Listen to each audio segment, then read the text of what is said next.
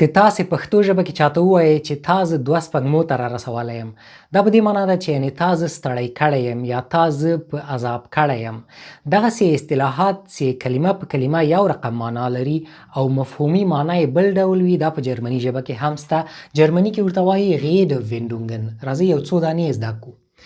Ich habe die Nase voll von dir. یعنې زه له تا 2 سپږمو ته را رسېدلی یم. Du gehst mir auf die Nerven. ته زما اعصاب خرابوې.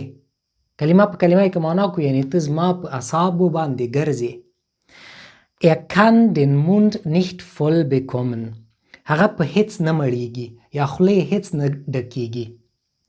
Lass uns unter 4 Augen sprechen. راځه چې په خپل منځ کې خبرې وکړو یا راځه چې په پټه خبرې وکړو. که کلمه په کلمه یې معنا کړو داسې کېږي راځه چې 4 سترګو لاندې خبرې وکړو. دغه اصطلاح چې زه تا ته بریا غواړم دا جرمني ژبه کې ډیره زیاته کارول کیږي. نقل یې دلته ده، دا تاسې راته پوره په کمنټ کې ولیکئ.